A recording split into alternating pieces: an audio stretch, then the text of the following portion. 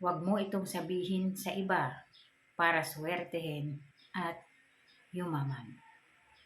Kung mahilig ka sa ganitong mga video, huwag kalimutang mag-like, mag-subscribe, at i-share mo na rin para malaman ng iba ang kanilang mga swerte sa buhay. At sasagutin po natin mamaya ang comment po ni Ma'am tungkol po sa kanilang lagayan ng bigas. At dapat alam ninyo ito para po pagdating sa mga lagayan ninyo ng bigas, ganito ang gawin mo, lalo na kung ang lagayan ng bigas ay nasa sahig.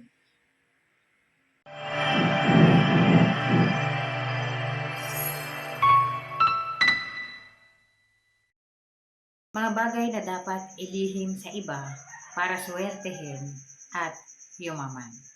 Ang pag-uusapan po natin ngayon ay mga sekretong ritual gamit po ang mga bagay-bagay sa tahanan natin. Paano nga ba gamitin ang mga ito para magdulot ito ng swerte sa atin at ganun din po ang protection. At ano ang tamang araw ng paggawa ng mga ito. So una-una po tayo ay gagawa ng wealth ball. Pwede din itong ilagay sa ibabaw ng ref kung meron ka. Pwede namang ilagay sa area sa tahanan mo na hindi ito madaling makikita ng iba. Ibig sabihin, pag may bumisita sa'yo, hindi ito yung agad na bubungad sa kanila.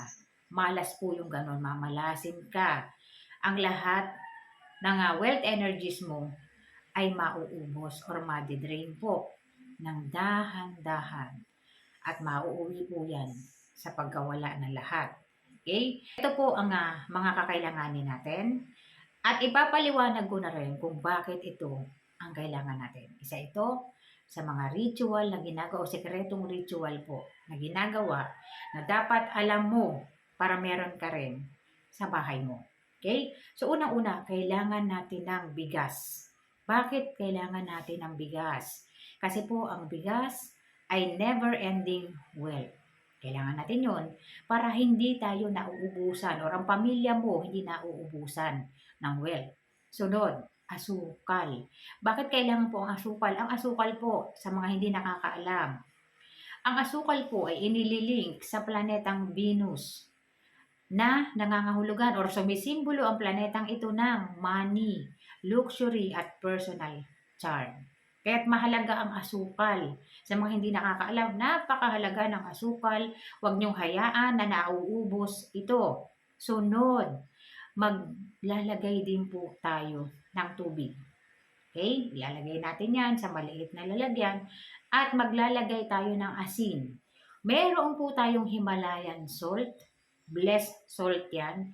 Yan ang gagamitin natin sa wealth bolt natin. At kailangan po may dahon din ng laurel. Okay? Kasi ang laurel ay ginagamit natin. Hindi lang yan para sa mga manifestation natin. Para din yan sa protection.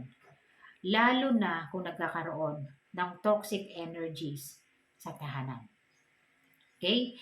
At po pwede rin gumamit ng lemon kung nagnanais ka ng fresh energies. Okay? Ito po ang paraan ng paggawa.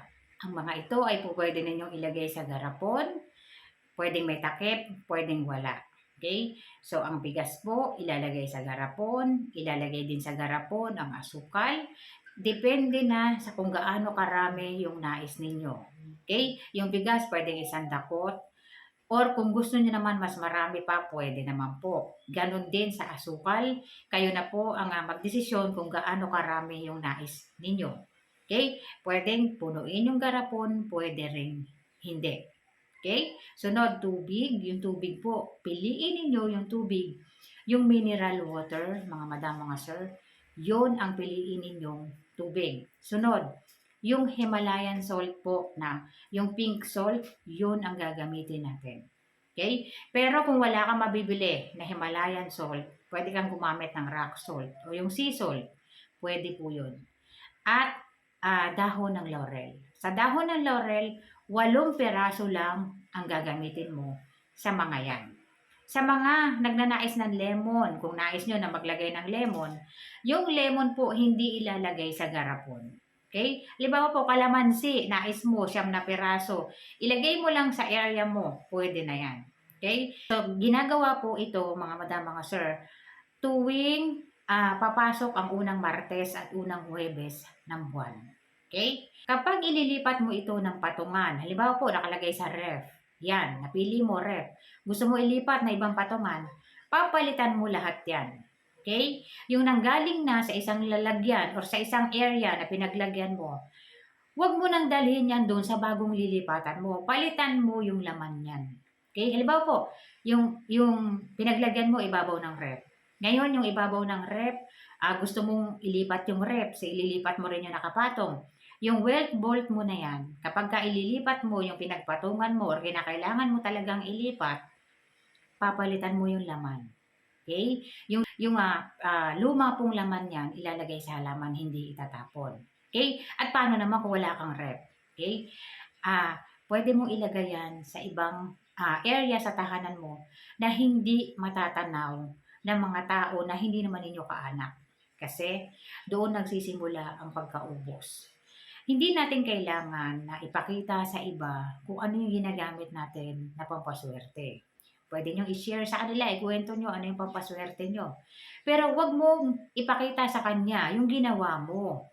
Kasi po, kahit saan kayo magtanong, karamihan sa malalaking mga master, maging ang grandmaster, mga madam, mga sir, sila pa yung unang-unang nagsasabi, wag mong ipapakita yung wealth na meron ka, maliban na lang kung talagang isa ka na sa mga wealthing tao na talaga namang nakikita na talaga kung gaano sila kayaman. Okay? Maliban na lang kung ganun ka po, ay talagang makikita nila yan. Okay? Pero yung pagpasok ng bisita mo, natatanaw nila kung ano yung ginagamit mo. Malas po yung ganun. Sisimbolo yun ng pagkaubos. At karamihan po ng mayayaman, mayroon din silang mga ritual na ginagawa para mapanatili, para maproteksyonan sila, at para po hindi makapasok kung ano man yung mga negative energies na nagbabanta sa energies ng property o ng area nila. Okay? Hindi nyo lang alam, pero may ginagamit din sila.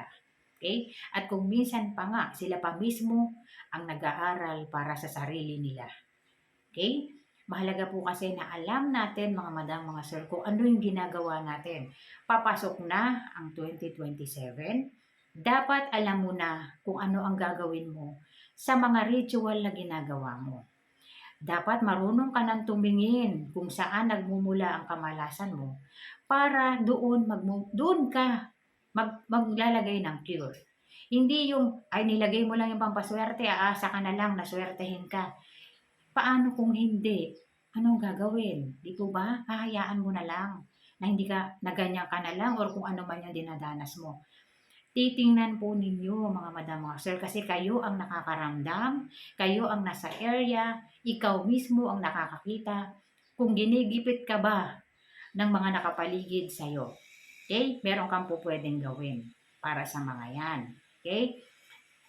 Ilan lamang ito sa mga pinag-uusapan natin na dapat alam mo kung paano mo gagamitin ang mga bagay-bagay. Kasi ang iba po, alam lang nila, gumawa ng ritual, maglagay ng bigas, maglagay ng tubig, asin, asukal, maglagay ng laurel. Hindi naman nila alam kung ano ang ibig sabihin ng bawat isa sa mga inilalagay. At ang alam lang nila, Tuesday or Martes, Huwebes, Swerte. Hindi naman nila alam bakit Tuesday, bakit Huwebes. Okay? So, tandaan po, Tuesday para i-reset yung energies. Huwebes kung gustong i-maintain. Okay? So, para naman po sa comment ni ma'am, ang bigasan niya nasa sahig. Ano po pwedeng gawin? Mga madam, mga sir, kung ang bigasan nyo nasa sahig, lagyan nyo lang ng mat. Kung meron kang floor mat dyan na hindi mo pa nagagamit, hindi pa po nagagamit mga madam, mga sir ha. Ibig sabihin, bagong mat. Yan ang gamitin mo, ilagay mo, isapin mo sa bigasan mo.